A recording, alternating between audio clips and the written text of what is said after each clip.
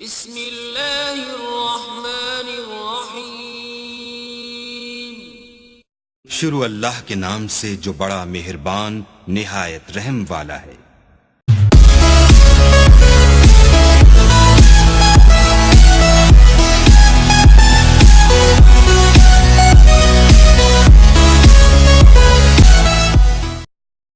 औज़ु बिल्लाहि मिनश्शैतानिर्रजीम। बिस्मिल्लाहिर्रहमानिर्रहीम। तमाम देखने वाले भाइयों को शुएब अख्तर की तरफ से अस्सलाम वालेकुम। जैसा कि आप सबको इल्म हो ही चुका है कि अज़ीज़ गोट फार्म पाकिस्तान एशिया की जानिब से यूट्यूब चैनल का आगाज़ कर दिया गया है।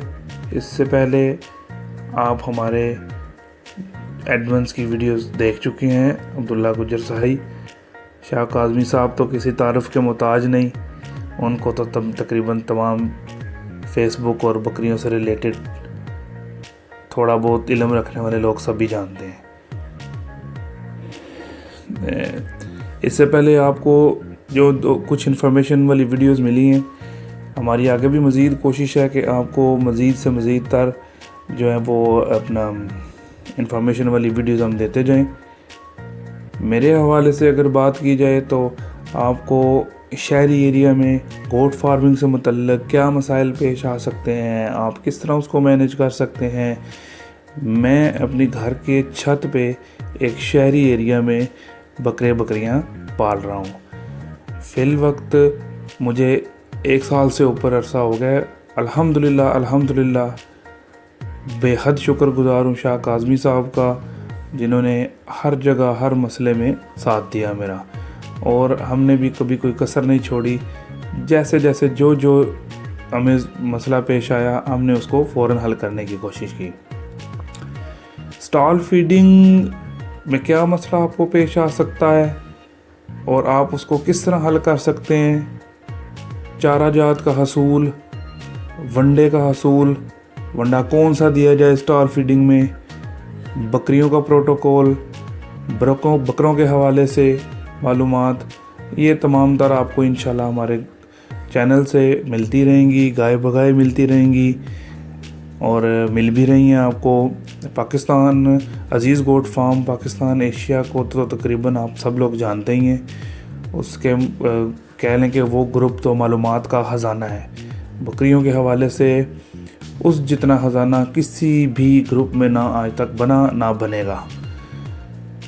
और सच्चे दिल से हम लोग आप लोगों की मदद करने की कोशिश में लगे हुए हैं, जिसमें सबसे बड़ा हाथ मैं कहूँ तो शाह काज़मी साहब का है, और उसके बाद हम तो कह लें कि उनके साथी दोस्त उनके साथ उनके काम में मदद कर रहे हैं।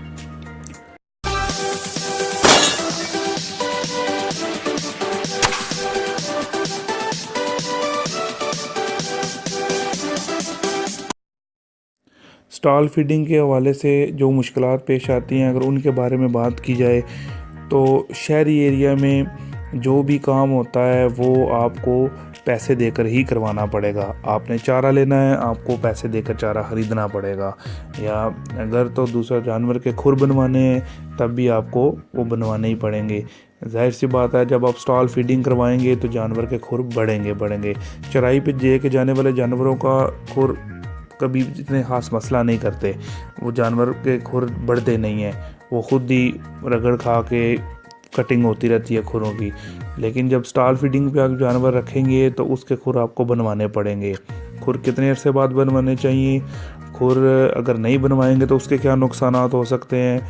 और उसके बाद अगर बात की जाए तो सब्ज़ चारे की बात करते हैं। सब्ज़ चारा शहरी एरिया में अक्सर औक़ात इस तरह होता है कि आप एक चारा दे रहे हैं जानवर को, तो नेक्स्ट डे आप जब जाते हैं, जैसे कि आजकल मौसम के लिहाज से चारा जात की तब्दीली हो रही है। मकई चारा चल रहा था शहरी एरिया में पहले, अभी चारा एकदम से तब्दील हो गया। तो जब चारा तब्दील हो जाए उस वक्त आपने एहतियात करनी है, एकदम से चारे को तब्दील नहीं करना, उससे ETV का ख़तरा होता है।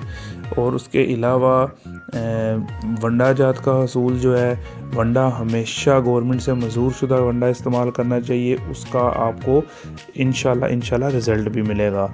खुद से बनाए हुए वंडा जात में आप जितनी मर्ज़ी कोशिश कर लें, हम उस कंपोजिशन से या उस हर एक चीज़ को उसके लेवल के मुताबिक हम नहीं तैयार कर सकते।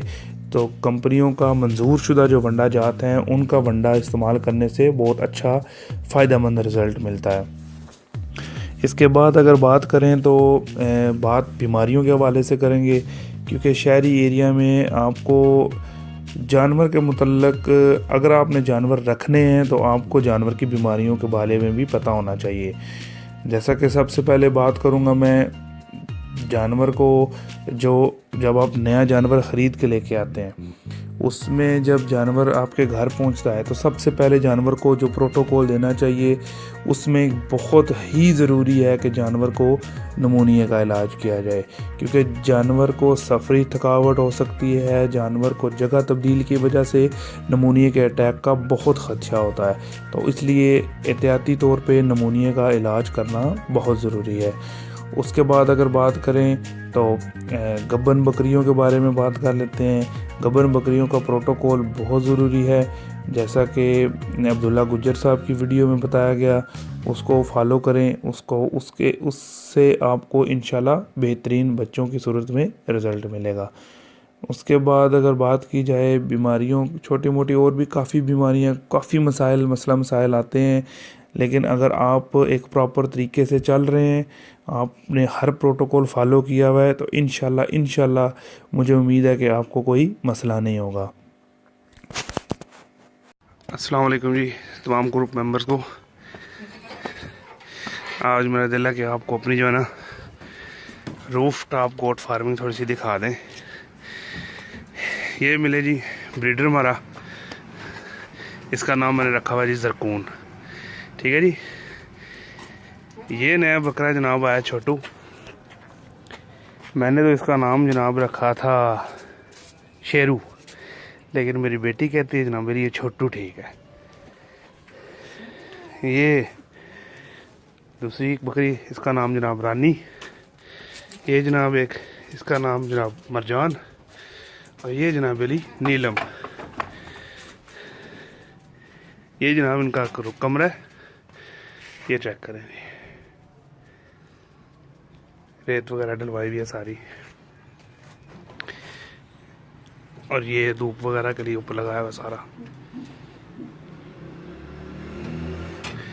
ठीक है जनाब। कमेंट्स वगैरह बताइएगा कैसा है। अल्लाह हाफिज़। अस्सलाम वालेकुम जी तमाम भाई, क्या हाल है, ठीक हैं जी। ये जनाब सुबह का सब्ज़ चारा डाला है इन्हें। ये जनाब के लिए एक बकरा मेरा चक्कर है जी। ये भी खीरा बच्चा है जी। ये जनाब अमृतसरी, ये भी तकरीबन 5 से 6 महीने का, 5 महीने का कह लें। ये जनाब के लिए एक मक्खी चीना, ये 2 दांत हुआ है, फ्रेश 2 दांत है जी। और जनाब ये एक राजनपुरी, ये जनाब ये चेक करें जी, ये भी सर जी 2 दांत है अभी, बस कुछ ही दिनों में ये 4 दांत हो ही जाएगा, क्योंकि गैप कर गया हुआ दांतों में। ये सर जी छोटा सा सेटअप है जी।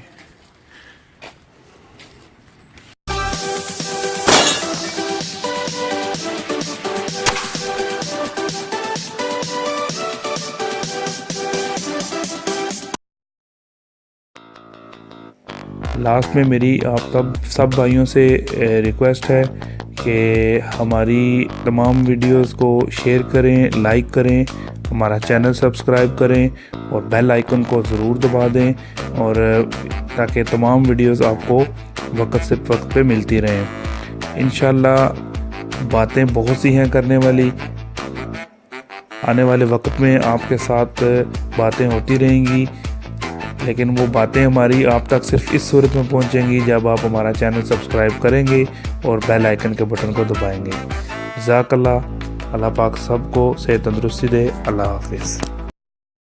Please like and join us on YouTube and Facebook, Aziz Goat Farm Pakistan Asia.